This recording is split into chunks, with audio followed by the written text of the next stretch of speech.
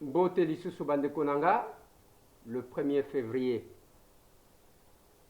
2021 nous rappelle le 1er février 2017.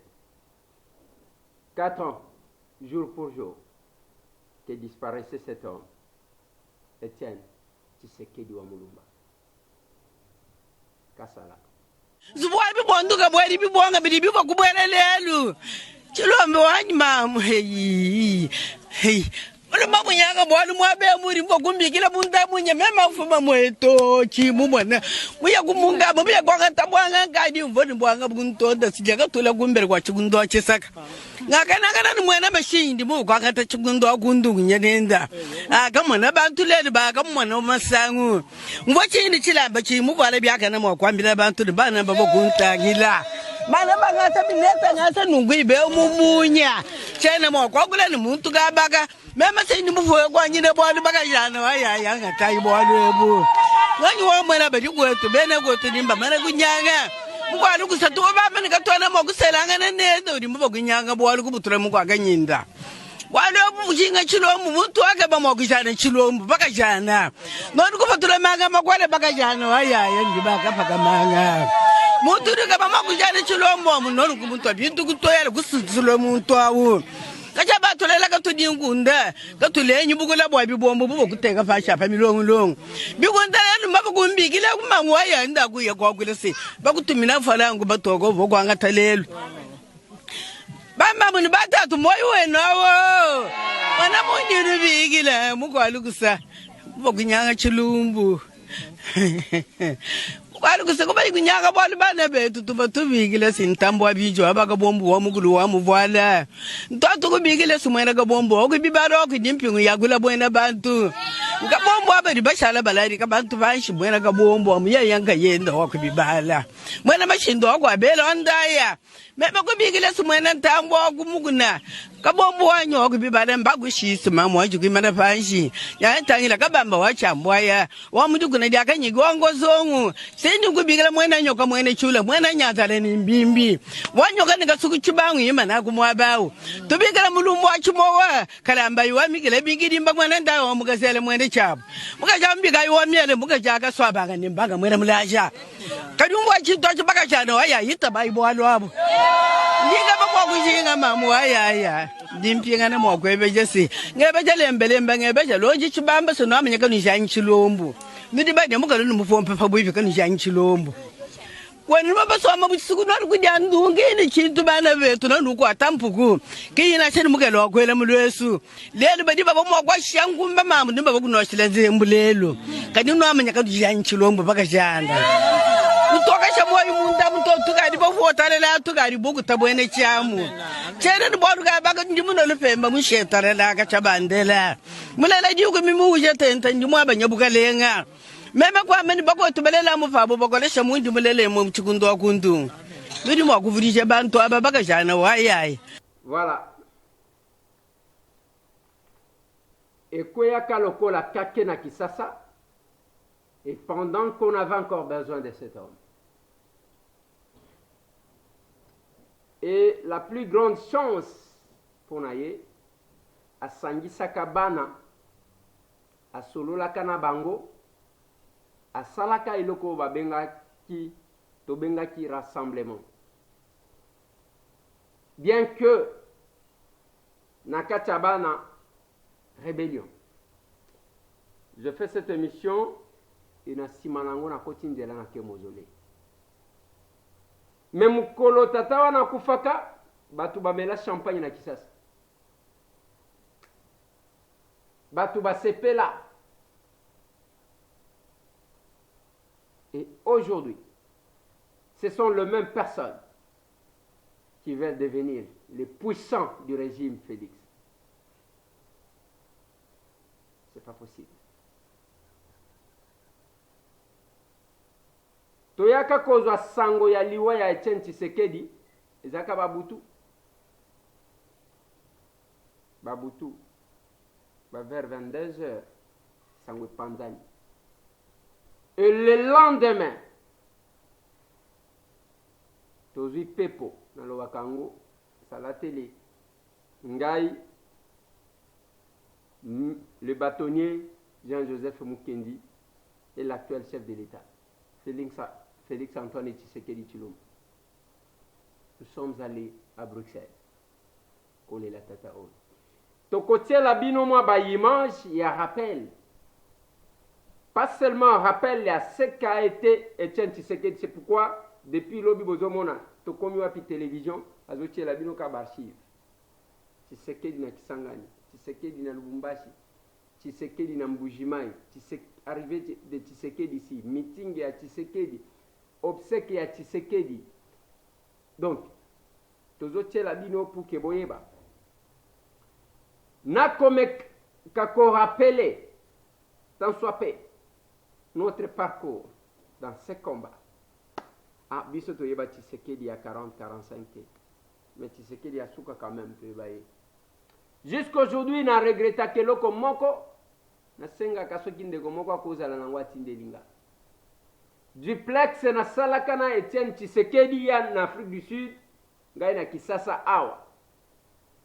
Oye salaka ke baya kotumba RTV, oye salaka que batia biso que nos têtes soient mises à prix, oye alobaka que ko banda lelo na komi chef de l'État, nazo pesa ultimatum na Joseph Kabila a libéré tous les prisonniers politiques, ceux qui a libéré ce peuple bokende ko buka ba prison. C'est un document à Kotumba RTV, mais s'il y a quelqu'un qui peut en avoir, à côté de la biso et qu'on s'épédit sa biso makas. Ça fait partie de notre histoire avec cet homme de Etienne Tshisekedi. Yango na lobaki na bino, quand nous, on faisait tout ça, bato bazaki kosala, ba makamu na bango mususu ba mususu na kati ya maboke, ba mususu na kati ya ba musique, ba mususu. Et aujourd'hui,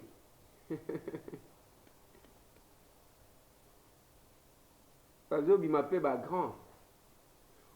doit pas faire la politique parce qu'on a échoué là où on était.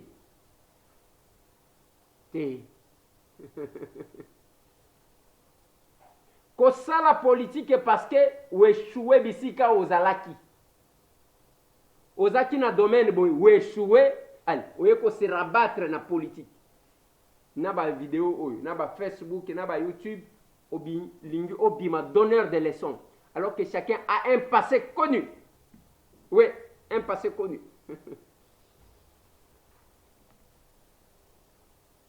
Je vais petit à petit, bakotier la bino quelques images, n'ayez toujours évolué. Mais avant d'avancer, j'ai un communiqué nécrologique. Joseph Dumbi Mbouyi. La famille Dumbi, son épouse, ses enfants, ses sœurs, ses frères, ses belles-sœurs, ses beaux-frères, ses nièces, ses neveux, ainsi que ses petits-enfants ont la profonde douleur de vous annoncer le décès inopiné de Joseph Dumbi Mbouyi, survenu ce mardi 26 janvier 2021 à Kinshasa. Le programme des obsèques est fixé comme suit. Mercredi 3 février 2021, 9h juste levé du corps à la morgue du cinquantenaire pour l'inhumation au cimetière nécropole entre terre et ciel. 16h juste, bain de consolation dans la salle Elisao sur Petit Boulevard, 10e rue, limité industriel. Fait à Kinshasa le 27 janvier 2021, la famille Dumbi. À cause de la COVID-19, respectons les gestes barrières. Mes condoléances le plus attristées dans le Konanga Jean-Claude Dumbi, qui est touché par cette disparition. Et Zanzela ya bisonyoso de Konangai, ozala na courage. Masolo na dopité. Mbutu mbutu na FCC, Shadari à suspendre Kadima. Et comme il tombe entre ba jeune na ba vieux, j'avais prophétisé ça. Nalobaka na bino qu'il y aura des déclarations parmi les jeunes. Bokomona ndenge tokokende parce que nous voyons là plus loin. Shadari, les lois suspendre Kadima. Ba jeune va réagir parce que pour na ba jeune ndenge koyoka bango ba Patrick Kanda soki. Ndenge bazawa nezake bao wana bazala lisusu te. Et comme il bitumba entre le vieux et les jeunes. Alors que ba jeune wana nde bazala ki ofuro yo moulin. Bakeboy. Nazo tuna ndeko oyo bakanga komona ye nani oyo. Nabosa naka komona ye. Henri Magie. Bonjour, ouais. Il y a toujours de l'espoir. Il y a toujours de l'espoir. Misu ya batu. Libanda eko panzana. Yoko lia vungure. Misu ya batu. O Barnabé pe vanda mutu azali kosala des fois analyse batu babeteli maboko tellement que batu wana bazaka na stratégie ba bwakeli bino eloko moko boy mutu a critique après alakisi face na ye. O akolia mbuma. Tozozela mbuma. Misu ya batu. Pasteur Daniel Ngoyi Mulunda. Teya na yo. Bon. Batu chaque fois que je parle de ça, Eliezer Rosa injuste bongo mukuna. Je n'encourage jamais Mabé d'où qu'il vienne. Je n'encourage jamais le mal. Ozamo sali na nzambe kende côté ya évangile. Nous avons besoin. Ya batu bakoti koloba ko dénoncer makasi. Ndenge to mon église catholique, le prêtre, je dois le respecter. Parce que tangu biso tozaki na kati ya bitumba, mateya na bango ezalaki kozwa une position. On doit les reconnaître. Tozana posa te batu bazalaki, biso tangu tozo bunda, bango bazana distraction, et pour le moment, il va se passer à bitumbeza lisusu te. Bitumbeza lisusu te. Tobanine ko rambleir. Yen kotala, moi libulu ezawana. Bitumba ezali susute. Pasteur Daniel Ngoyi oliate ya mateya na ye onayaki awa te pona boy miswa batu a 3 ans. Mais ce qu'on m'a à 3 ans wan, bien que ça concorde avec 3 jours il y a Christ nassé. Ma à 3 ans eza par rapport ya âge. Et nakati wana kanga mutema. Nakati wana la privation de la liberté est à blague. Il faut que tout n'a pas basi wa kota kota. 3 ans wana komona ngo mulai. Misu yabatu. Et les gens vous mentez comme ça que Félix est là comme mon côté.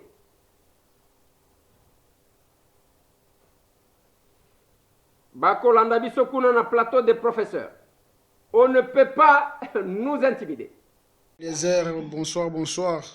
Tolanda depuis plateau de professeurs à Unikin. Donc, la paix, donc. On ne peut pas nous intimider. On ne peut pas nous intimider. Ah ouais. Bonjour des collègues, je voulais juste vous dire qu'on ne peut pas nous intimider. Ici on est à Limba-Salongo. Je suis votre mission avec ma famille, mon père, ma mère, mon grand-père, ma grand-mère. Sourire. Merci. L'interaction de l'émission.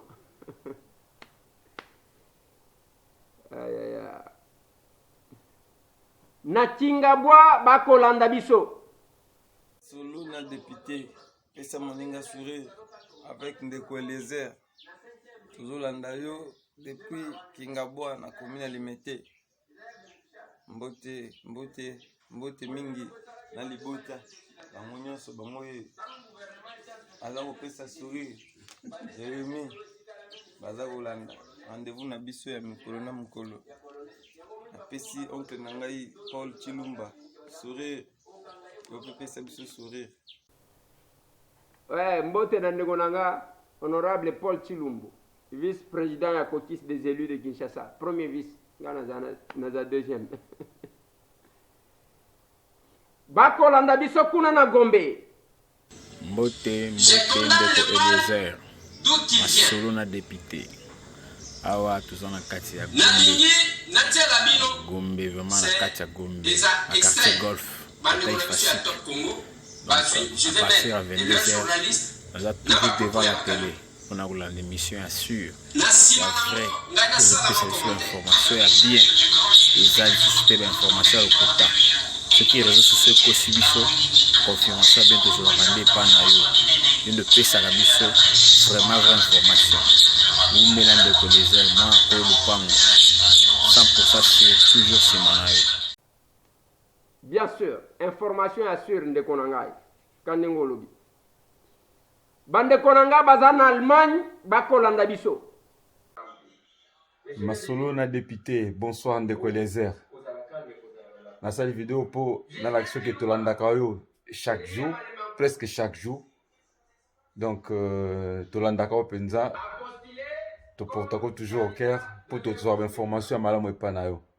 Comme na kosala msala ndenge nzamba zotinda kosala ngo na ko dévoiler ka pe kolobaka vérité ndenge lobaka ngo ko ba pe na kopesa baninga sourire ndenge ozopesa bango nzambe ya kopambola yo biso pe nzamba zosimba biso na motema kala bingi te to kopesa pe baninga sourire c'est Willy Congolo na Allemagne na Stolberg tikete nzamba pambola yo. On ne peut pas nous intimider. Oh ya et tumbane les zéro pika pende. Voilà. La présidence de la République a vu ma mesure préventive, bien sûr. Masolo Tokobeta. Et koyinda entre l'ISEF et Matata Ponyo Mapon. Nanya Kolonga. Masolo Tokobeta. Les candidats au bureau, Bao Bazalaki invalidé, Balobi, Bako saisir l'instance judiciaire pour qu'il va à la réhabiliter. Masolo. Vaccin contre Covid. Mabeto Malam. Masolo bande konangai tokobeta mwa mkewa na tosololi, mais entre-temps, toko commémorer disparition ya cet homme, Etienne Tshisekedi wa Mulumba, bande konanga. Mais avant toute chose, nzela ya Ruzizi, nalingi bomona bariske nini ezali kosalema, degré nzela wana ezaleli, na ba mituka na kati ya mai. Yenjo alibana, yeye alikuwa Shabana. Kisha nikampiga nyuma njoo yake. Yeye naye alibana. Okay, Papa Sele bakilia kwa pale Papa Sele. Anakuya barabara hii yote. Apite kule. Si barabara yeye ni kula kokote kwa mwenzake nyuma. Ambululie kwa nyuma. Amrudisha kwa mtoo kama tafanya manevro njoo kokote mwenzake banaenda. Sawa. Mwisho tunaona hapa kwa nyuma zetu anashimama. Ndio mwisho pale. Hapa tunaenda hivi tukaliki barabara. Njoo anashuka sasa. Bora bebe ile kamba kwa ile gari. Okay. Okay, peleka ile kamba kwa ile gari kule. Tumsukume kwa nyuma. Okay. Sinjo mimi hapa tulikuwa na force mimi na Marte juu tumsukume nyuma. Unaona? Sasa force yetu ilikuwa kidogo.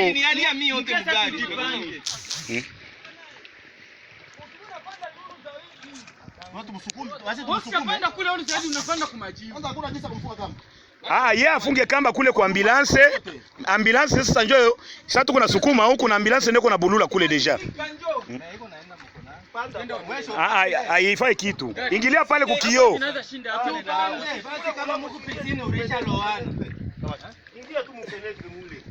Ingilia pale kudirisha. Tusha loana shebo, tuwezi kuogopa vitu gani tena?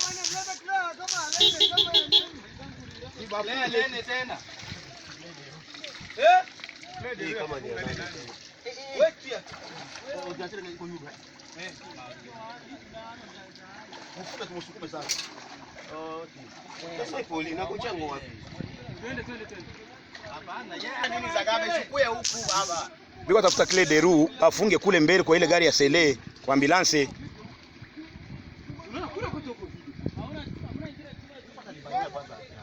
Alijigonga, alikutana na jibu, ndio anamtosha sele. Na sele na yalika.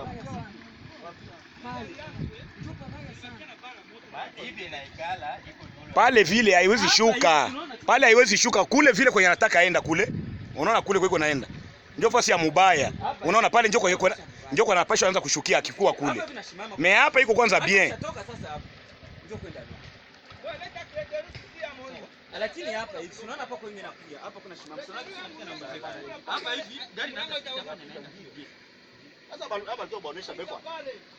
Yeye alibana quelque part hapa. Akashindwa kupanda.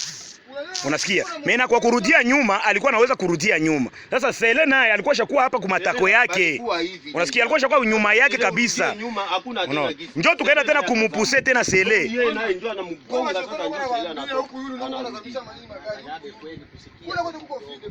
Haingekuwa yeye kumgonga Sele kama na Sele na yego ndani. Unafaa nini tushe gari basi mama. Ma. Zila.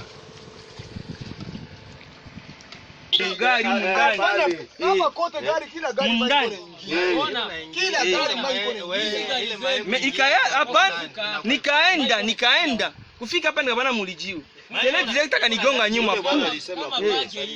hizi gari kuvuka kutoka unatoka erere ni ule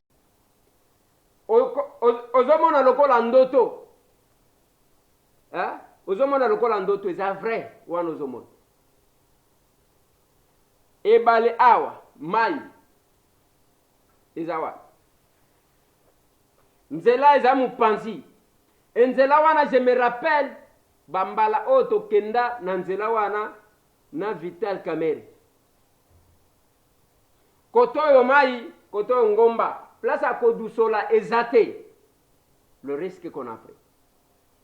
Voilà là où je ne cesse de regretter la position où ezouamaka tangu bokonzi monani.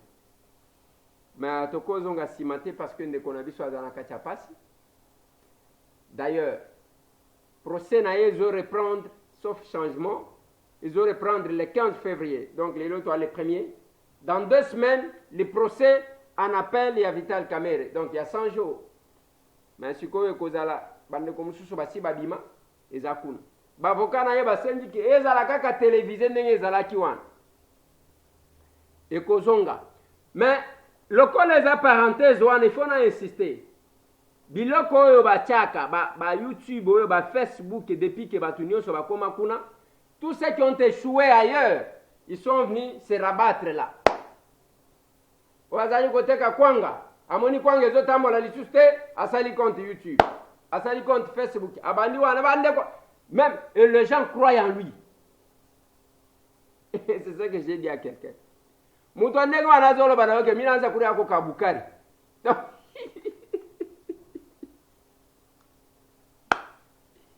Et quand il passe à l'obipe, mutu pe Hollandi et puis zolo bana monsieur Tambo Landa, mutu wana lobi mais attendez.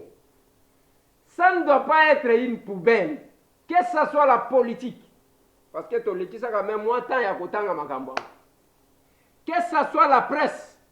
Oyo biso to bundi toza déjà lelo plus de 20 ans de carrière journalistique. Plus de 20 ans. Parcours normal. Tangu bamso bazali koteka kwanga wana biso na kati ya presse. Bamso ba koteka makayabu biso awa. Bamsusu bako emanzembo biso awa. Bamso bako sala maboke. Mais vous arrivez quand même à un moment donné, bon, pour que batu bachangaka, allez, il faut bande konangai. On doit se rabaisser. Il faut tout quitter. Otalika kaboyoli. Eh. Ce que vous avez malonga, la ligne qui na chuba yo bord. Ah. Ce que vous avez malonga, yako moni. Toko betakara na makamus. wana eza bafe vrai mai wana bomoni enzela wana nakendango bandeko ya UNC place bazali bao tozali kovoyage na bango wana tozala nanu ndenge wala tozaki tozobenga na ndeko tango kaka kwange monani kindeko sili na UNC natikala en contact kana motu moko Isha Boudou wana binza celui-là n'a pas changé. Isha n'a pas changé, ce monsieur bien, et vous voyez. Et les autres babosana ya liboso za nini. Donc Machiavel aloba ke soki bozi bokonzi il faut que tu fais oyo yaki na ye. Eliezer yo tokomi wa beko kota na présidence ti lelo le média que vous voyez tokomi wa beko kota na présidence ekouvraka kuna te za connuité par crainte. J'ai même appris ndeko nanga Abraham Lwakabwanga azovandisa bato ebisa bango Eliezer alingasa ozomona bapeti mususu babimi wana babandi kofinga nalobi en tout cas que ça soit ndeko nanga Lwakabwanga Abraham, que ça soit Giscard Kusema, tous ces gens-là baebi. Et nous avons commencé ça avant que Lwakabwanga ou aux États-Unis aille s'installer. C'est de l'histoire et c'est connu. Le preuve, ezana mutu azana barchive te ya Etienne Tshisekedi au moins pour na bambula oyo yasuka lokolanga azate.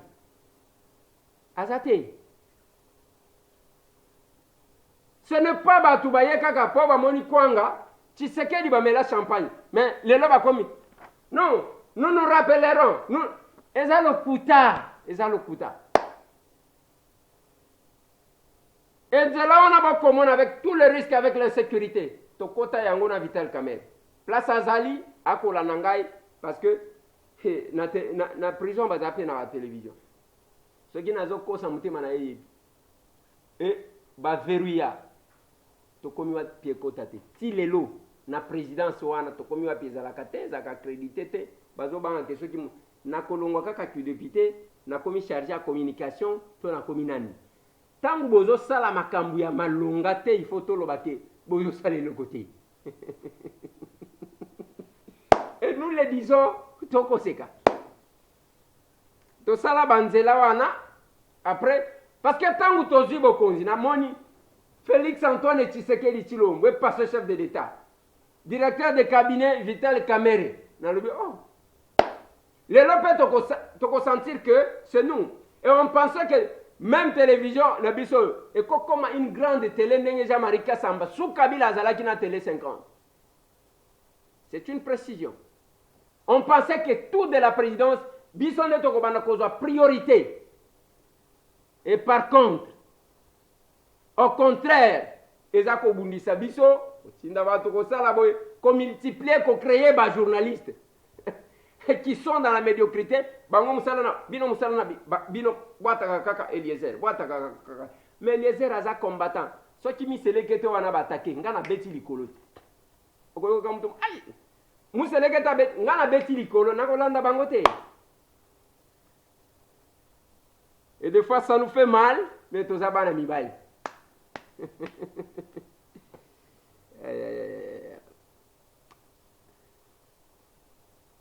Yangona lobaka bandeko nangai mutu na mutu il faut kotala passé ya mutu ko vérifier mutu auta wapi avant que obetele maboko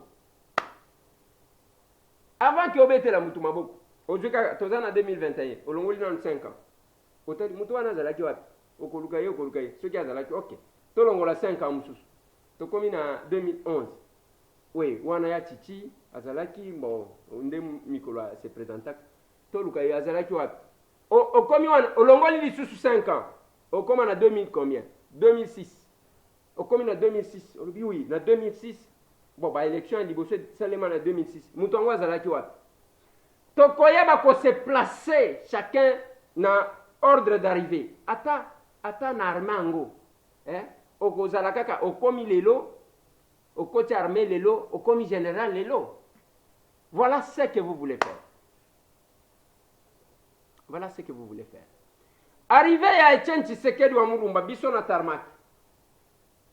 Ce que tali na lata polo, oyo na lataka na Montgomery, mkoloba ko pesa biso après Genval. Pona koyamba, Etienne Tshisekedi. À un moment donné, umeli na mati, pour que na kende gotali. Ni yango ezole kanakati.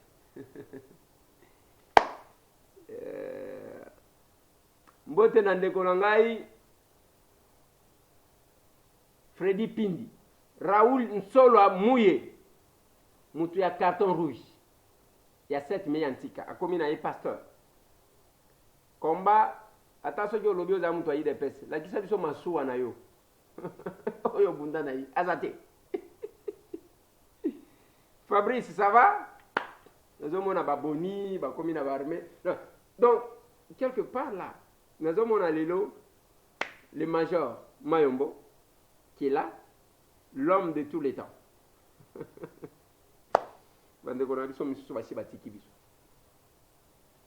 Et ça qui me rappelle, na ligne na lobela ba candidat na bureau et Assemblée nationale. Mais avant na lobela yango en direct et à Lyon, on ne peut pas nous intimider. Tozana Lyon kuna. Masolo na député en direct de Lyon en France. Biso Tolanda ka masolo na député. On ne peut pas nous intimider. Ndeko Eliezer. Kamata bisou. Aye, merci beaucoup maman, merci. Na France. Ndeko moko ya préféré nanu na Chiluba lobi. Kana Swahili moko na Chiluba. Miyiki ni député. Miyiki ni député. Mwana wa mwena lupangu. Miyiki ni député. Tutulonda amu miyiki ni député. Bate tukukala tupita kwa information mimpa ya mujitunga jetu. Baluka tuena sur place kuntoa kuto. Comme ça tujiba jijeke. Tukala tulonda miyiki ni député. Tiji tupeshoko kwa information ya mujitunga jetu ijimilelela. Na kwa aux réseaux sociaux ya pichu kutushima bikol.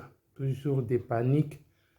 Pour le moment, tu dis, bah, trouver que Moumie qui ni député qui m'a dit information et en son. Il y a mille de la qui dit tout fait choc dit talala. Munda moi ditunga dit tout dit fambel. Précisément tu dis mon France, mon Grenoble, tout londa mon mille qui ni député. Après midi mouillé tout, tu vas faire ma midi mouillé en tout cas tu vas finir. Tu es obligé, il faut que tu aies Camille qui est député pour trouver information et à me dire ton dit. En tout cas, information est là. Qui tu apprendre mon qui est député. En tout cas, toi, ça qui dit la waboun, Eliezer un tamboué. Bon, tu trouver information là. Kubola kutoji. Kweke shako komichima kulukulu avant michimi voit mukulukulu mais pour le moment yiki ni député nde makambo. Merci. Narigini yango ndenge bazo ganga lokola léopard batebi. Wow!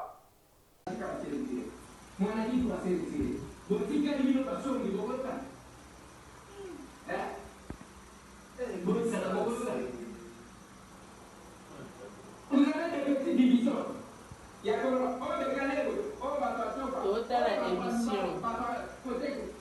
Masolo na député. Laissez vous sourire. Vous revenez au niveau de la province. Vous créez à dessein la crise. Pour ne pas qui sera bénéficiaire et qui sera perdant. Et d'abord, moi, province à la Mogomélie. À bien que dans la route, les gens qui ont dit que la barrière, vous doit connaître. Nous avons même appris que peut-être que venir à Kabila bien qu'il va y avoir Kabila va s'assurer une. Dis-le qu'on a mis la raison pour ta nécessité. Ma bien sûr pour ta tête. Masolo na décidé. Donc il te commis wa. Masolo na député. Tout ça na lemba ngini. Masolo ya bien. Alors que les gens ne vivent que de ça. Et moi ça c'est arrêté parce qu'il y a un tout le monde il a la loi et l'autre Papa Lobo Masolo. Voilà ce qui nous intéresse. On est à comprendre un tirage de ficelle. Moi ça m'a toujours étonné. Ah oui. Même dans on pas. Je n'ai jamais été complaisant. Voilà. Même dans on pas. Je le dirais. Et qu'on soit bateau, qu'on soit les gens dans le bonnet, oui. Bonnet n'est pas bonnet dans le bas.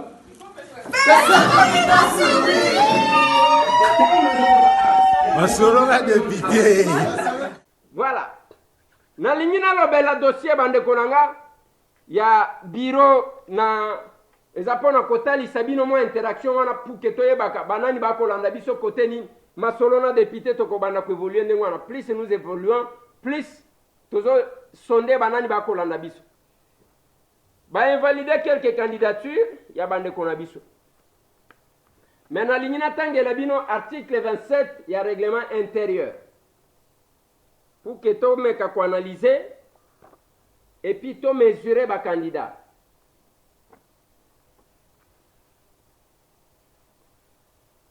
Parce que invalidation on a bande ko ba komona lokola ezana kobanga moko boy te ezana kobanga te.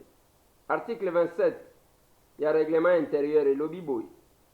Pour l'élection des membres du bureau définitif de l'Assemblée nationale, il est tenu compte notamment des critères de formation. Waneza wa critères ba kopesa. Mutu atanga nini, asala nini. D'expérience. Mutu azo utawapi, il ne faut pas kende ko apprendre koye ko la nyonso. De crédibilité. Mutu yemo d'abord azala crédible. Et d'honorabilité.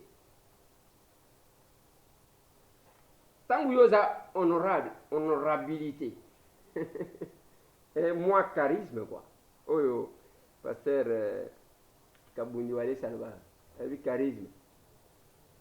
Hein? Moi, charisme, quelque part. Sans préjudice des dispositions de l'article 26 du présent règlement intérieur, les candidatures aux différents postes du bureau définitif sont présentées par le parti ou le regroupement politique auprès du président du bureau provisoire dans les 24 heures suivant l'ouverture du dépôt des candidatures. Chaque parti ou regroupement politique ne présente des candidatures qu'au poste qui lui est attribué. Le bureau provisoire fixe, par décision de son président, les dates de dépôt des candidatures et la durée de la campagne. Il affiche les listes des candidats aux différents postes du bureau 24 heures après la clôture du dépôt des candidatures. Voilà. Maintenant, aux 26, qu'est-ce que l'article 26 dit? Les groupes parlementaires de l'opposition politique jouissent d'un droit de représentation proportionnel à leur poids numérique au sein de l'Assemblée nationale, aussi bien au niveau du bureau définitif, des bureaux de commission permanente qu'à celui du comité des sages. La qualité des groupes parlementaires de l'opposition est déterminée conformément aux dispositions de la loi organique portant statut de l'opposition politique. Nazo Soukawan, qu'est-ce qui se passe aujourd'hui? Les critères wana tango zotala eza vraiment respecté. Les critères wa. Il faut mutwazala quand même moins crédible. Mais quand vous suivez la tela kibino na kozongi c'est la pebino, bosala mo analyse ya collègue nanga Koko Nyandi.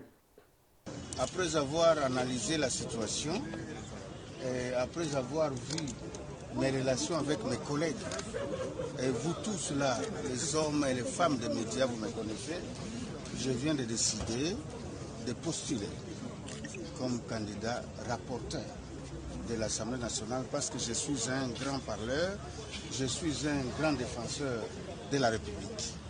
Et je sais que mes collègues vont me lire pour ça. Là, je n'ai pas voulu prendre des couleurs, je suis candidat indépendant. Mais pourquoi vous l'avez refusé FCC? Pourquoi vous n'avez pas pris la posture du FCC? C'est pas stratégique. Ça, c'est les candidats qui parlent. Et d'abord, il y a une confusion dans la tête par rapport à la conception. Moutouana Bazotia a porte-parole et à gouvernement. Il y a une confusion totale. Il y a rôle d'abord, il y a rapporteur à l'Obinin. Ponaye, la porte-parole, les gens disent des choses. Moi, je ne comprends pas. Place Nazali Nazobela. Bisson débat électeur, biso. Nazo mon agitation, autodestruction, kotia, mutu, akose kisa moninga, akia lobina ema kamusus, ainsi de suite. Mais question il y a honorabilité, il y a crédibilité, il y a constance. Il y a mon akoloba, on a besoin de changement. On doit voter tout qui incarne le changement. Il ne faut pas voter la Batundewa. Les gens qui incarnent le changement. C'est important. C'est important. Et ce bureau-là doit être à l'image que les chefs de l'État attendent de l'Assemblée nationale. Et ça répond à la réforme, à la loi, et ainsi de suite. Je pense que, et cause à la malade, on va découvrir. Dans le dossier, il y a IGF contre Matata Pogno Mapon. Nous avons binomo extrait à Matata Pogno, et puis, tout ça, là, commentaire. Et nous attendons les jours que l'IGF viendra dire la vérité. Au lieu de faire des flous, on n'a pas besoin de flous, on a besoin de savoir combien a été détourné et qui a pris de l'argent et combien il a pris et il a mis où. Voilà les questions que vous, les journalistes, vous devez poser à l'IGF. Moi, j'ai demandé qu'on fasse cet audit, mesdames et messieurs les journalistes. J'ai demandé qu'on commence depuis 2003, quand j'étais DG du BSECO. Avez-vous déjà vu dans ce pays un dirigeant qui a demandé qu'on audite sur ses activités de gestion? C'est la première fois, mais vous ne l'avez pas dit. Deuxièmement, j'ai demandé à ce que ces rapports d'audit, parce que c'est moi qui l'ai demandé, qu'ils me les soient donnés. Mais l'IGF refuse de me donner ces rapports. Pourquoi? Madame, serez-vous contente si vous me demandez de faire un travail pour vous et je refuse de vous donner les conclusions du rapport et je vous dis que, madame, vous n'avez pas bien fait le travail? C'est quand même inimaginable. Il n'y a que dans ce pays où quelqu'un peut demander qu'on fasse un audit et qu'on refuse de lui donner les rapports d'audit. C'est qu'il y a une anguille sous roche.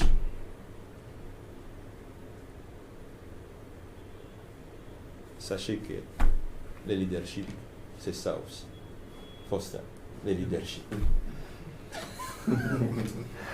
Voilà. Bande konanga dossier oyo. Yango na kolukaka IGF. Tout changer na yo. Je vis les communiqués. Je vais voir. Et avant ces communiqués, après cette déclaration, il y a eu un reportage qui a été fait. Sur base, il y a 4 menés par Bandeko Moussous, que je vous propose aussi de suivre. C'est un élément commenté. La clochardisation du métier noble du journalisme ne doit pas pousser ses acteurs à soutenir la pieuvre financière. Les mêmes prédateurs de la vie économique en RD Congo, devenus miraculeusement des millionnaires, voire même des milliardaires en dollars, suite au détournement des deniers publics et la corruption. Sans répugnance, offrent de miettes, fruits de leur vol à certains journalistes qui se font passer pour leurs avocats. Qui dirait mieux à la sphère de contrôle et d'audit par rapport à l'inspection générale de finances, cette institution de l'État qui a toujours faveur dans la fouille de données même secrètes de finances publiques. La fiabilité et les fondements des conclusions de leur enquête ne peuvent faire l'ombre d'aucun doute, et surtout pas à un groupe de journalistes affamés dont l'expertise accuse une nullité avérée. Une source proche du premier vice-président du Sénat, ancien premier ministre Sami Badibanga, regrette la publication de mensonges dans une parodie d'enquête journalistique télécommandée par les criminels économiques bien identifiés et épinglés par le crédible et sérieux rapport de l'Inspection générale de finances comme auteur important de la débâcle du parc Bukangalonzo. En effet, depuis que ces champions de détournement scientifique des deniers publics ont été mis à nu, ils tentent d'utiliser soit des ONG, soit encore des réseaux de journalistes sans scrupules pour tenter de se dédouaner. Monsieur Sami Badibanga a trouvé déjà des 185 millions de dollars américains décaissés par son prédécesseur. Des 105 millions de dollars américains avaient déjà été détournés avant même sa prise de fonction par les concepteurs du projet Bukangalonzo, bien connu de tous les Congolais. S'agissant de la mission de contrôle des parcs agricoles de Bukangalonzo, l'objectif de l'inspection générale des finances était de rechercher la cause de la débâcle financière de ces projets. Les résultats obtenus par l'inspection générale des finances peuvent être résumés de la manière suivante. Montant décaissé par les trésors publics, 285 millions de dollars. Situation actuelle du projet, 80 millions de dollars, dont 40 millions pour la station électrique. Montant perdu par l'État, 205 millions de dollars. Cause de cette débâcle financière, l'inspection générale des finances constate que l'échec de ces projets était déjà planifié dans sa conception. Deuxième élément, les marchés avec les partenaires non expérimentés et qui n'évoluent même pas dans le secteur agricole, et ce marché a été passé de gré à gré. Troisième élément à la base de cette débâcle, une surfacturation en moyenne de 1 à 10 pour l'acquisition des équipements et des intrants agricoles.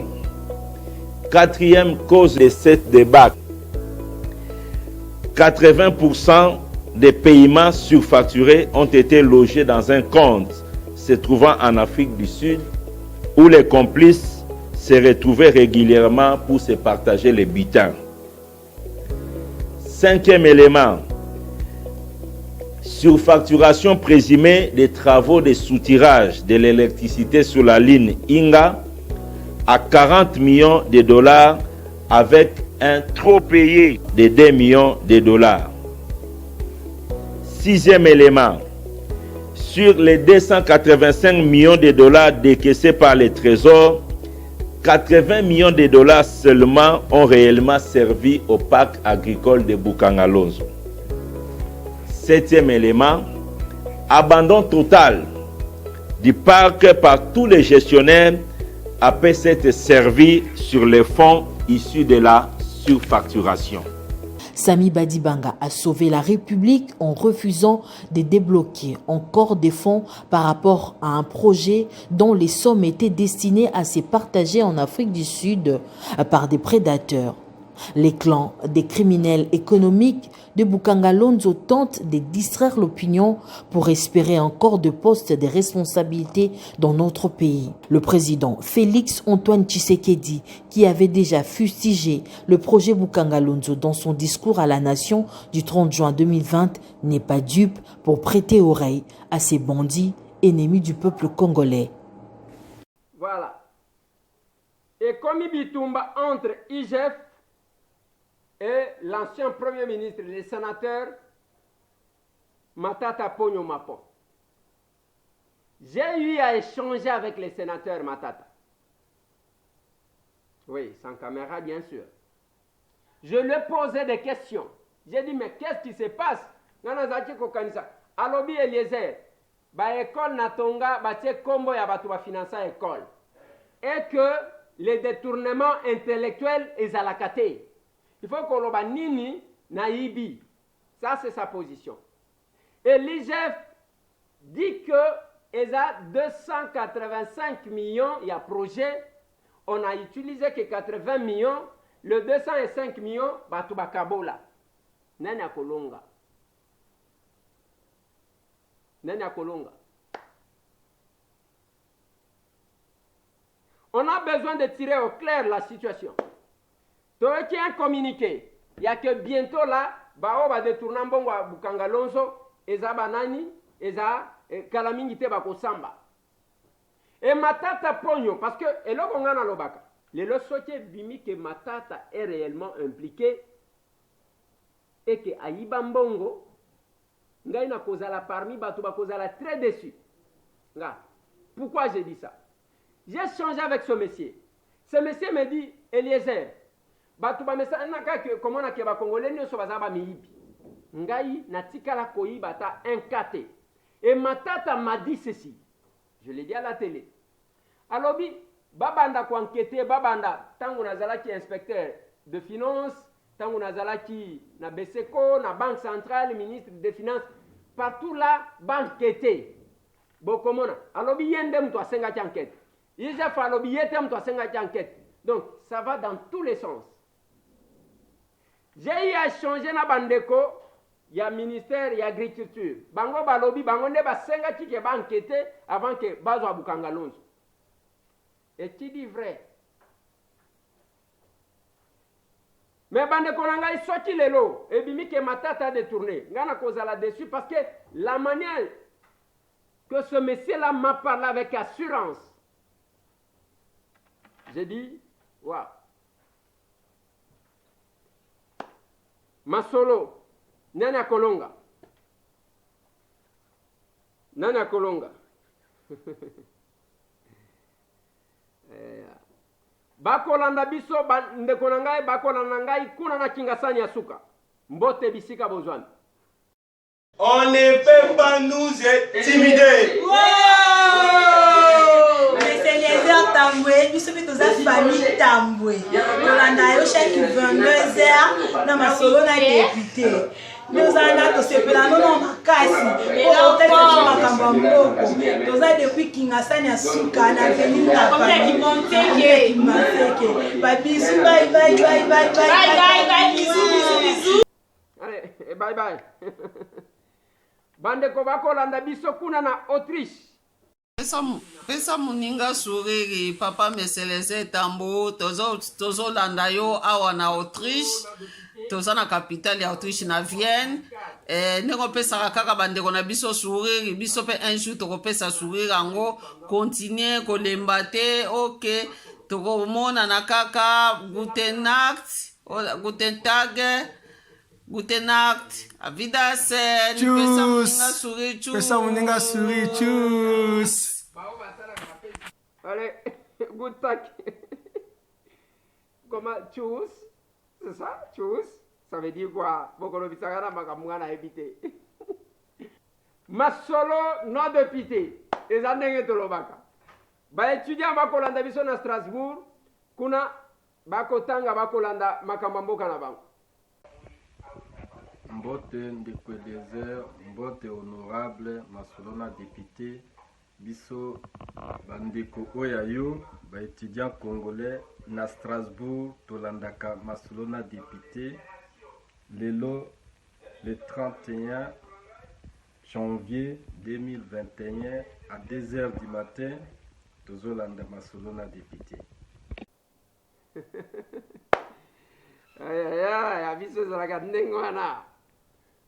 La présidente de la République est Bazui Mikano. Balobi ke toyebi ke na kafouillage boye ndeba tumalukaka nini akokende na ngona na bino. On est déjà au courant ya ba arrêté au bantidaté. Balobi na bango bo recruter te, bo promouvoir batute, o to futi nyongo, ko futa nyongo tiko ezala te. Moi mbongo bokozala na ngweza ya ko gérer ba personnel o bazakuna. O voyage na ligne kende na France na zana projet te. Projet wana tika o ya ko ya sima akolande la projet. Ah, Guilain, yo bani mabe hein? Monsieur le directeur de cabinet, Guilain, obani mabe. Bako yina yo etalio. Ngana zakuna na kunate. La présidente de la République, Bazui Mikano, no bouging. Eh ben, on va nous falsifier, arrêter. On va vous arrêter parce qu'on est au courant. À chaque minute, vous allez former Bisso. Zana Bango, parce que aux hommes, Aza Congolais d'abord. Mukolomo kwa kolela. O Kanga Mapamba. Bako bana komemela yo Bukari.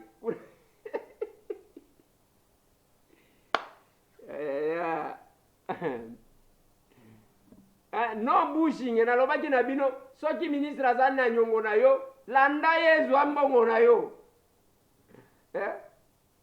yo moni bavie na nga balisanga bonga bakomi ka ba conférence de presse azo défendre tantôt défendre Fayulu tantôt défendre Mouyege tantôt défendre koluka kaka vie eza compliqué masolo na député lobi na vanda yikaka boye namoni ba orphelin baye parce que biso makambo yango ezaka ndenge wana namoni ba orphelin baye bana wana bozomona ba orphelin nde baoyo bakotelaki epa bakuluna baye wana balobi to esalaki mwa marche de santé yango tolobi to ya topesa yo mbote mais il faut tokende mpe kosakana ndenge bana nyonso bakendaka kosakana na eloko moko basakanaka kota monga fola nambia il faut kosekisa bana il faut kosepelisa bango. Et ça est le que je n'ai pas préparé, que je n'ai pas prévu. Mais bana baye, et ça le la moine na yo aye, il faut se comporter en conséquence.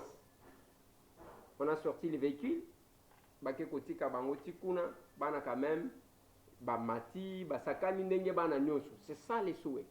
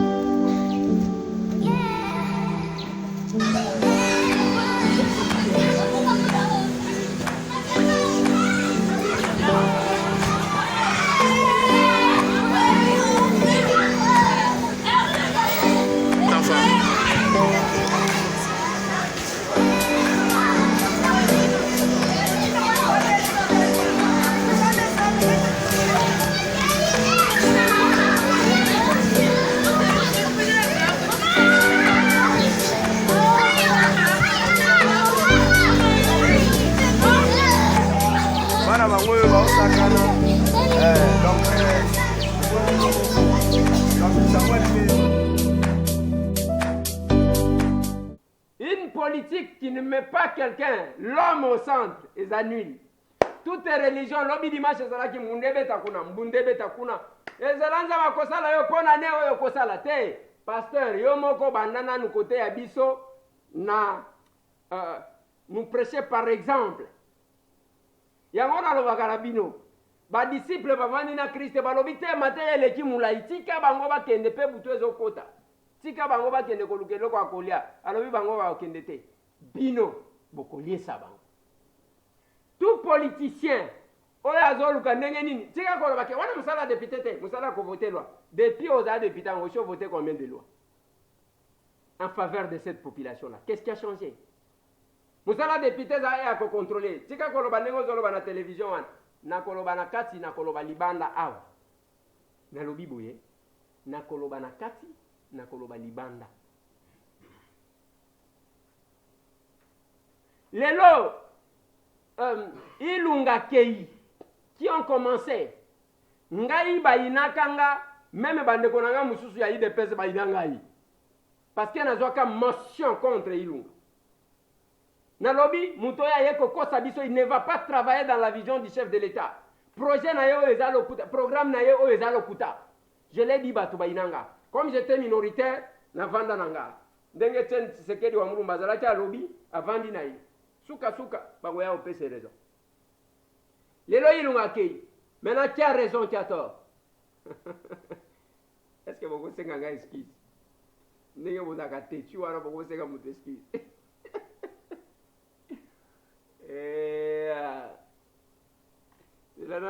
Tobi na nanu mwa nzembo ya babudu.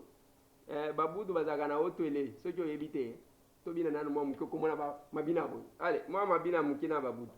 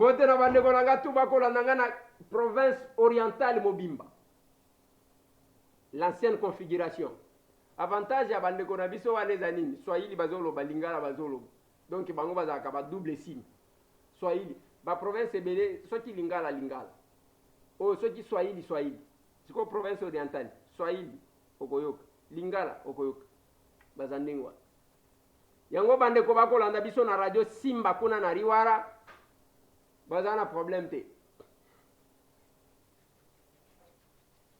nazotuna bandeko na nga poto boni évolution ya vaccin bozozwa ngo bien zaka mabe pona yoki wana ke bato bakomi kozwa vaccin tena yoki te boni likambo ya vaccin ya covid-19 eza mabe to eza malamu ndeko moko alobaki na nga na États-Unis alobi ndenge yango alobi ya uti kozwa vaccin et puis alobi vaccin wana ekokomaka Afrique sikoyo te Joe Biden alobi azolite pour que au moins 100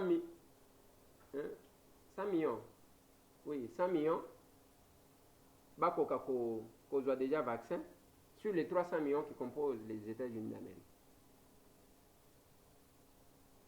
Donc ezaka un tiers. Et puis alobi que vaccin ngoyo loba bazoluka nanu ya Afrique pour na climat na bino. Il faut que conserve ngo na au moins 80 degrés. Il faut ndeko conserve ngo na nini ko. Mais kuna ekozala ndenge nini. Yango na kotuna yande nini yo makamwa ba vaccin. Compliqué. Na lignina sukisa na dossier ya procès ya Vital Kamerhe qui reprend d'ici 2 semaines. Pona nini na benyango procès Vital Kamerhe parce que akendaki en appel Kamerhe ndako samba parce que makamwango ya 100 jours oyo bamususu bakangamaki tomoni kaka babimi yango nazotuna bazaka libanda to bazonga ya biso to umela kobosana te totuna kaka bazonga après tobosani na biso bakoloba mutu ayibi mbongo après tobosani na biso mutu wana kozonga na ye pe prêtre bozwi danger yango na koloba parce que na lingina tikela bino mo temps ya kolanda makambo ya Etienne Tshisekedi wa Mulu procès ya 100 jours et bien avec pompe à la télévision Jamala Lobby, il est innocent. Tata wana webi ke procès wana salele campagne à Kobi Mapeboui a postulé à l'Ekinae député. Chaloupa Loba, pourquoi pas? Alors je suis innocent. Oyebani na Vital Kamerhe, jamais. Mais tant que vous va marcher, Tomoni, le ministre, Azosa l'intérim, le vice-ministre de la justice, Tomoni a bimisika kaboui, na grâce présidentielle, baya emi bale wana badi. On a coup de fil. Coup de fil nani abengaki yo, si le loto e bakate. Ba Congolais batuna kelo ka mukolo moko après babosani. Coup de fil wana yo zwa e wuta wapi. Gouvernement yango ane kwei.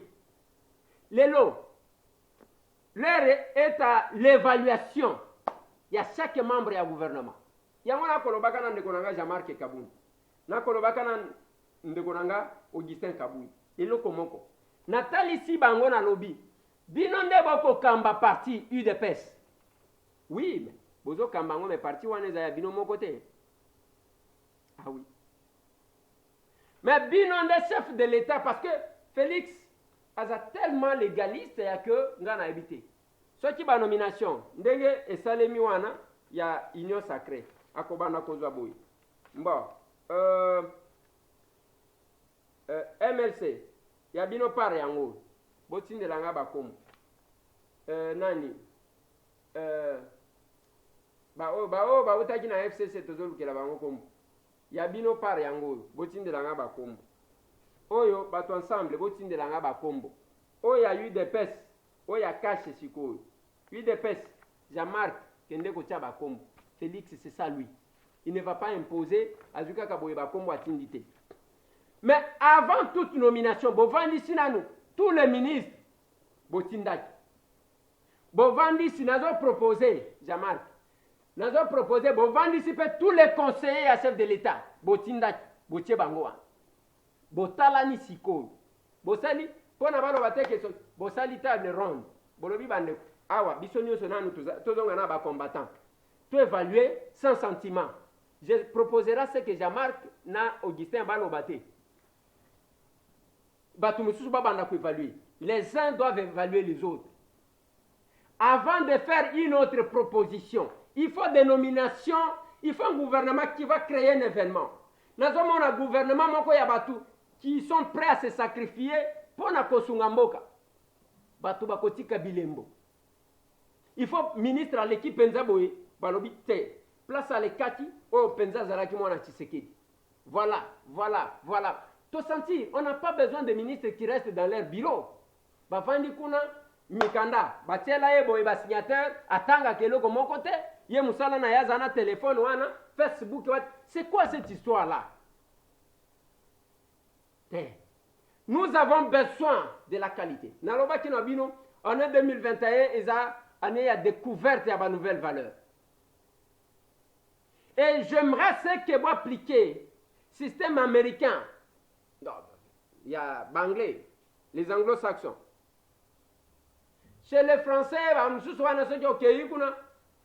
et pas les Européens. Il faut la cravate bien et puis on te pose la question, qu'est-ce que tu as fait comme étude? Bon voilà, je fais ma licence à l'université de Tel. Et voilà, j'ai fait mon master, je fais mon doctorat, mais là je suis... Tala Babiloko. Alors que le diplôme n'est qu'une présomption des connaissances. Mais chez les anglo-saxons, Moutou n'est pas simple. Tu es capable de faire quoi? Yo koti ko sala nini? Olobi allez, mais quand on place one. Mbalamoko, bazana tenté. Mbalamoko bandi, oui. Et ça très bien. Ou évoluer. Mais oh ya biso ya ba diplôme oh naloba kanabino hein. Ce qui ba diplôme ka te développer mboka, mais les bandes de la première province na Congo. Na ba diplôme, na ba poste bazoi, na ba nini, mais kende na bandu. Kende kota. Et c'est pas possible. Tango komona batu bazo souffrir parce que nzele zate. Bavion e comme attaché. Pona kozwa même Congo Airways, olongwa ao okende na Goma, ozonga aller retour. Eza billet ya mutu koleka mutu azwi Rwandair ake Bruxelles to ake Paris aller retour eleki ya Goma eleki nazoloba Congo Airways ya l'État sans koloba CA. Est-ce que c'est normal? Pour na korelie mboka oyo na ba goudron, ça coûte quoi? Ça ne coûte pas. Ba million na biso toyoka katango baibaka. On a volé 10 millions, on a volé ne tozoka makamba Bukangalozo wana que 205 millions. Bande konangai. Est-ce que nous aimons ces pays? Nous aimons ces pays. Mutu akozwa ake asombi bandako aibi mbongo wa l'État, aibi mbongo na biso ake kosomba bandako na poto. Ndako wana vanda kango 2 mois te parce que yazaka na Kisasa. Mais afute la kango taxe ndenge tokoloba awa. Hôtel de ville bazo bunda na biso te. L'État zo bunda na biso pona kufuta impôt. Impôt ya bandako. Mais pas mundelo zo futa bien sans problème. Sans discuter.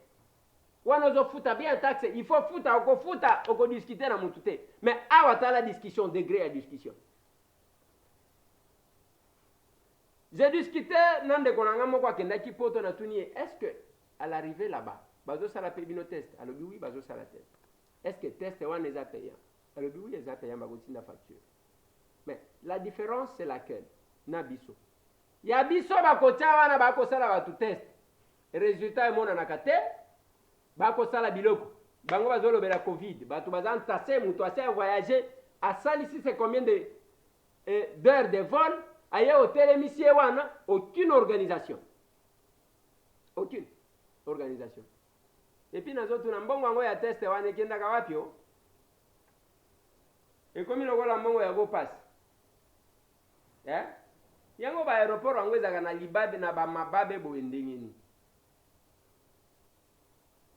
Aéroport angweza kana mababe bo ndengeni. Libabe yake et le cognon sur l'aéroport, les gens ont toujours tendance à détourner. Mbongo ya obozo zwaka na aéroport. Et kotaka wapi na kesni. On a proposé la numérisation. Ya biloko nyonso. Pour éviter makambo. Voilà bande konanga biso toza lokola ba sentinelle parce que nous avons un parcours na makambo ya politique. Et chronique tosala chronique politique. Toke totangi politique. Tozana katia politique. Et nous maîtrisons. Totambolana Etienne Tshisekedi. Na lingina proposé les binomo extrait à Genval. C'est-à-dire le renvoyer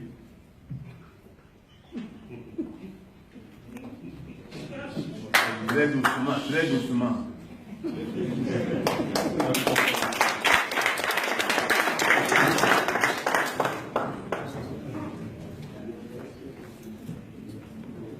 Le 19 décembre,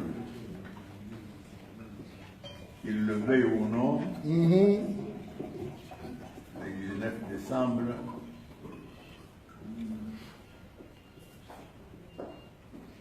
M. Kabila devra remettre.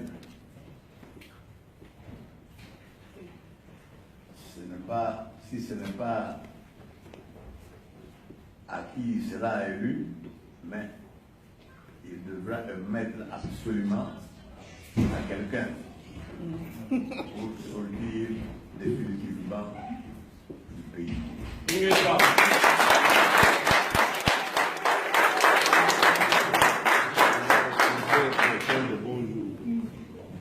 Voilà. Yamukeka. Na lingina proposé les bino arrivé à Tshisekedi na Kisasa. Arrivé certainement d'Etienne Tshisekedi. Voilà, tozali komona.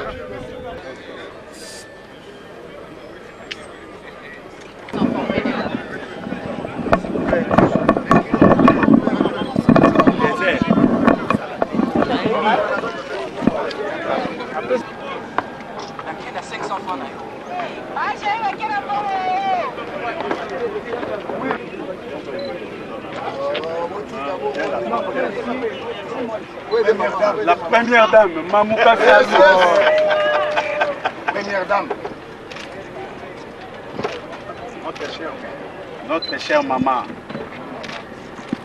Soyez la bienvenue dans la terre de vos ancêtres. Okay. On laisse la maman.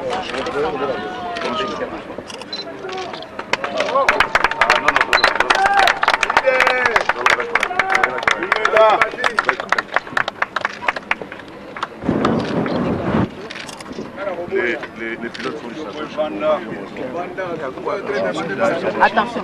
Non, non. Allez, vous voyez. S'il vous plaît, respectez ces quêtes. Vous voyez ça. Vous voyez ça. Vous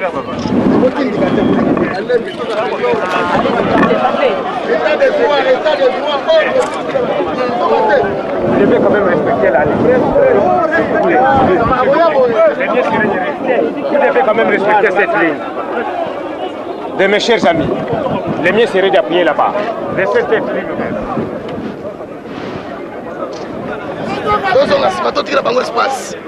Voilà, kaka rythme tozokende tokende nabo kolanda bato wana te mwana maipusanaka okangi mpe ozongisila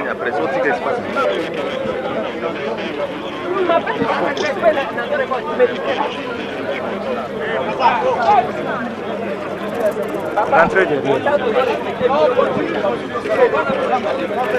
Bon, continuez à la ceinture. Il faut pousser la ceinture. Pousse à la ceinture. Et bando kende côté. Voilà, bon, allongez ceinture. Allongez ceinture.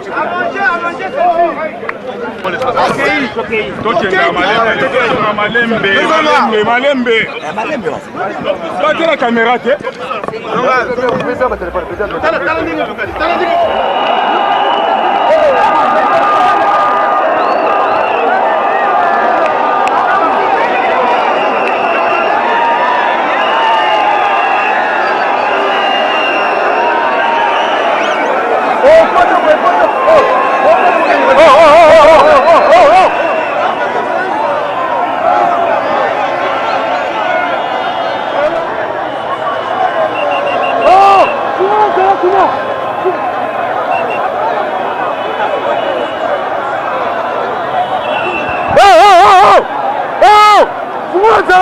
Yo! Come on! Me président!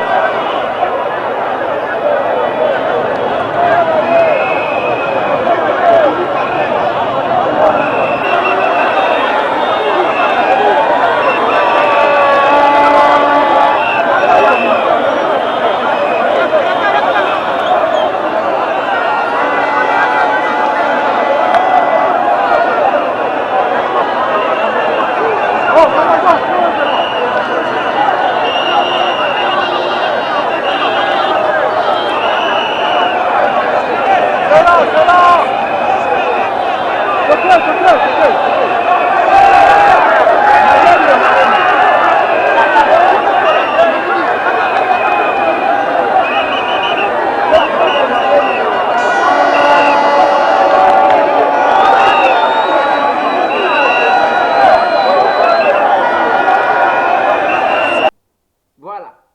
Nalingi na proposer les bino, moi meeting ya Etienne Tshisekedi. Ba mama na bandeko, bote na bino banso.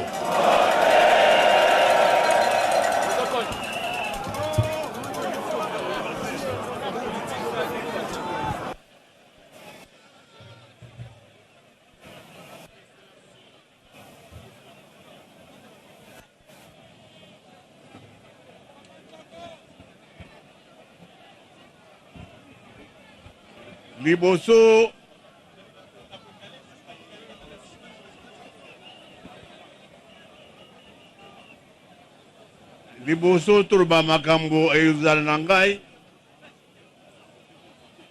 totondi botondi na nkolo Nzambe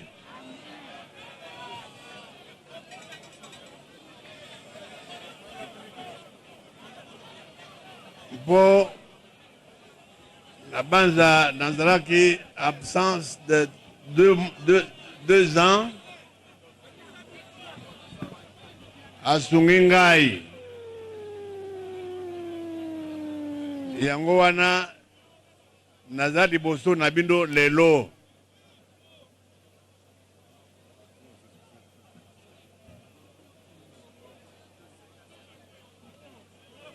ya mibale bino nyonso boyebe bandeko baza komona pasi na este ya mboka. Basi mibali bana baza kokufa lokola soso. Na ba oyo bakundaki na maluku. Na ba oyo na biso nyonso badi na biso IDPS na etumba bakufi. Na banza naza na merci spécial po ya bana mboka Kinshasa ndenge bayambi ngai eza somo. Voilà. Na ningina proposé le bino Tshisekedi na Kisangani Boyoma Singamon.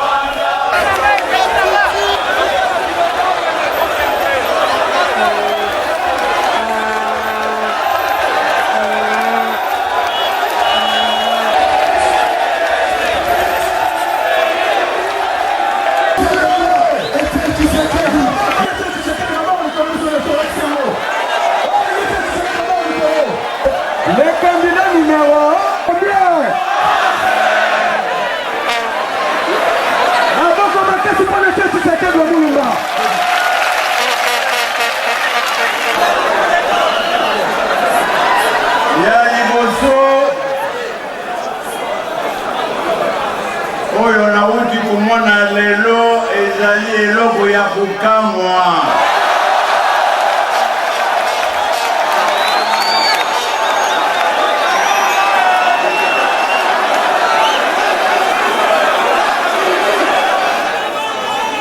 Yango wana na ngai na mama na bino afandi awa topesi bino merci mingi. Voilà.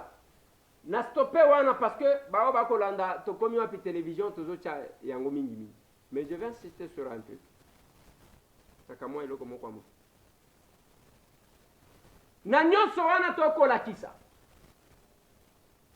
Eza kotalisa que il y a un combat parmi batu wana ba combattant wana bozomona ezana ba o batumba na kacha banda kwao ba musu bakufa mais les gens bavandi ko vanda bazo vanda musala na bangweza ya koloba wana koloba te bon quand vous critiquez revenez sur le parcours de chacun,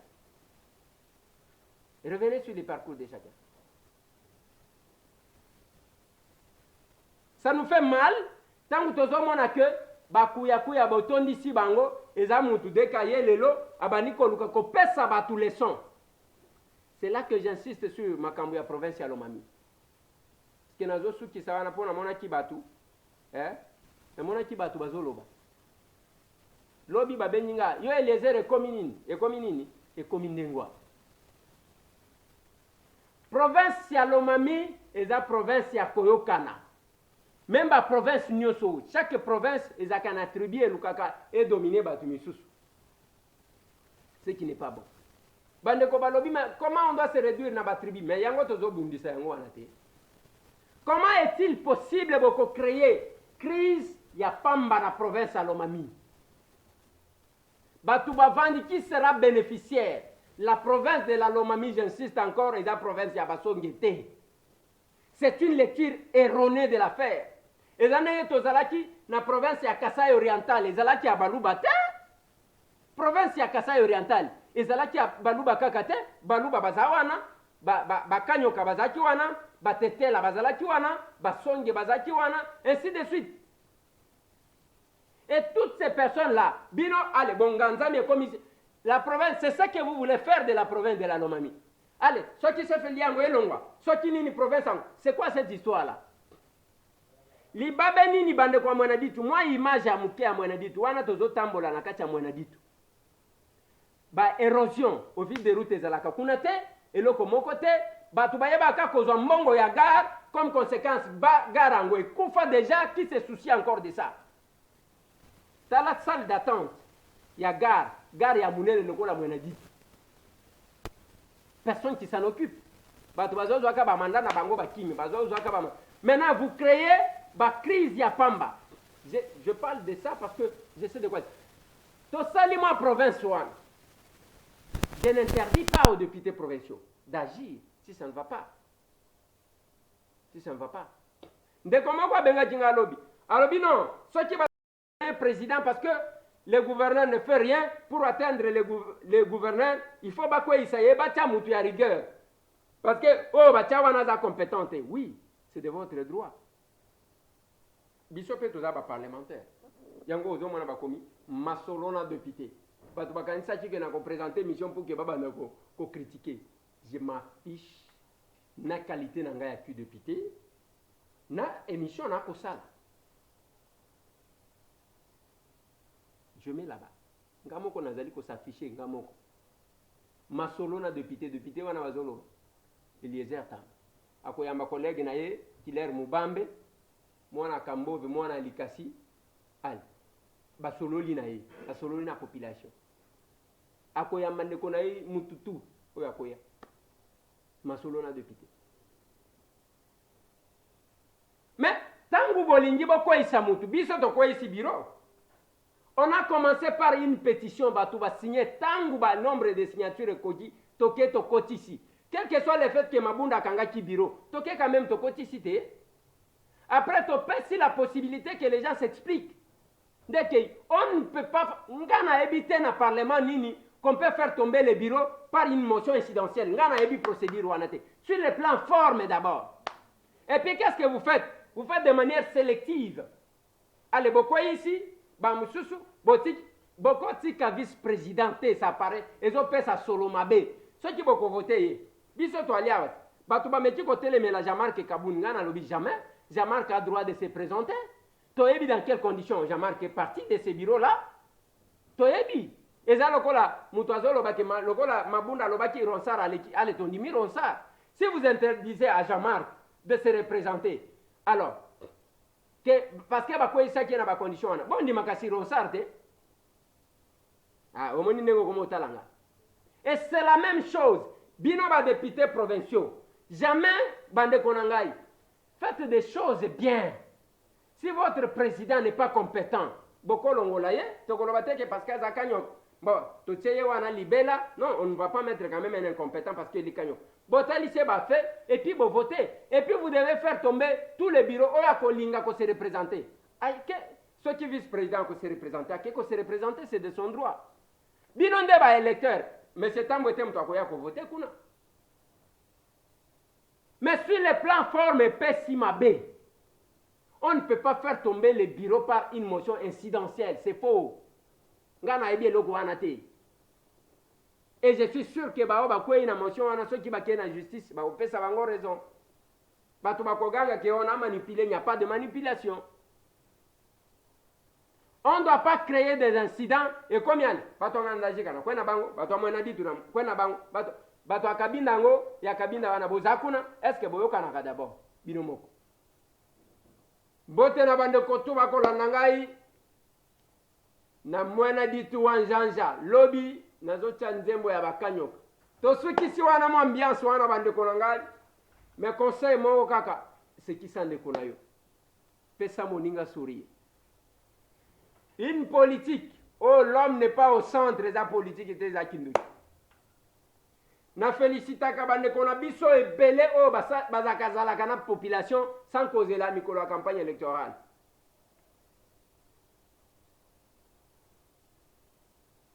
Et la façon ya kosa la politique et ça la bolamu yango na lobaki na bino lobi na lobi mo nazota la théâtre bozo sala.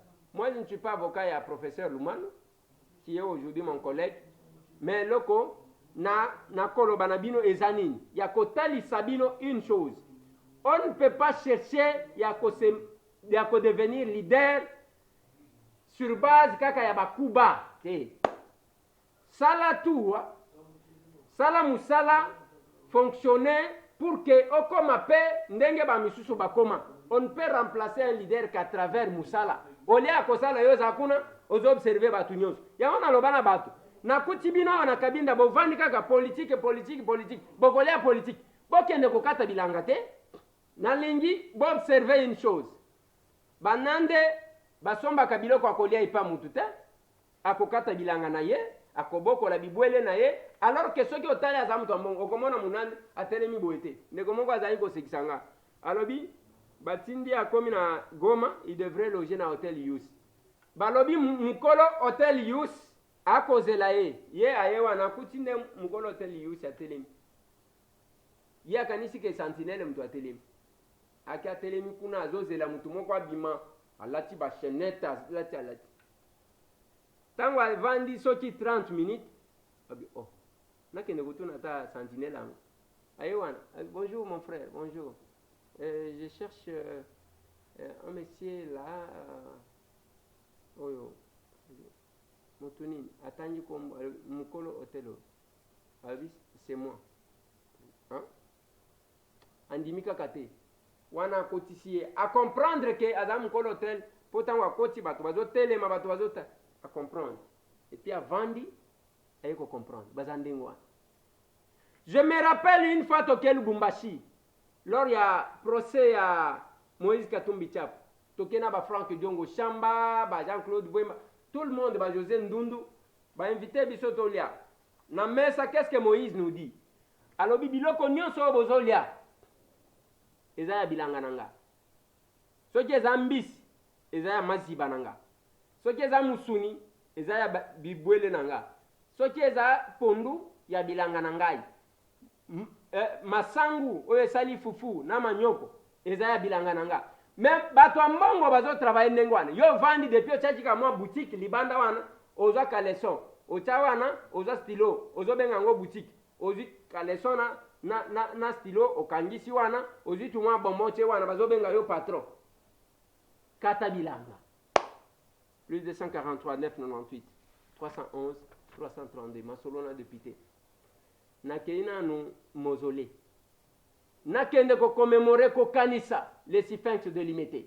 Lelo bato bakola ta photo na ye babandi ko sala ba déclaration. Ba mela champagne mukolo akufaka.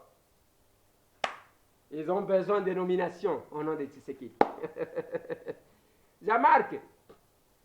Boko sunganga bozala quand même éveillé. Plus de 143 998 311 332. Merci bandeko nanga moi interaction wana na sepeli na bandeko tout. Tokokachi koza peut-être ba vidéo ya batu nyo sauté mais quand même tout le monde. Merci.